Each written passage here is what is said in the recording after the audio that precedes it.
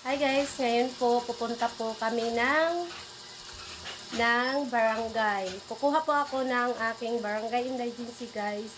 Kasi pumunta na po kami sa PhilHealth. Ang sabi po nila naka-covered na daw po ako sa government. Kaya kukuha na lang daw po ako ng barangay indigency.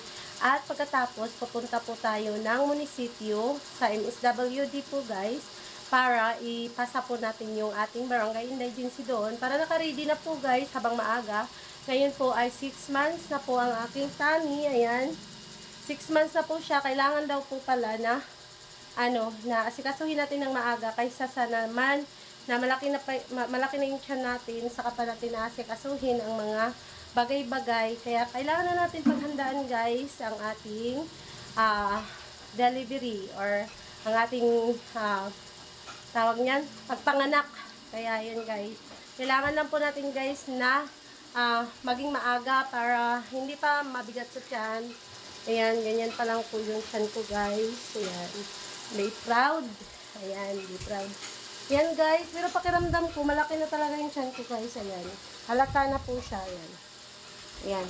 Kaya kailangan po natin guys pumunta at ano lang natin yung ating, dadalhin lang po natin pala yung ating ultrasound and other laboratories na nagpapatunay na ano po tayo, na pregnant po tayo. Kaya kailangan po natin guys, kailangan dalhin natin ang mga dapat dalhin para hindi na po maabala yung pabalik-balik natin guys, doon dito.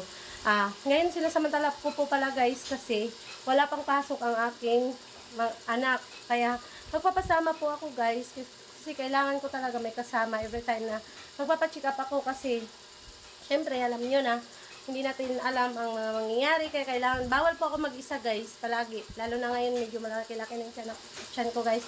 Kaya yan guys, yan lang, thank you for watching guys, bye.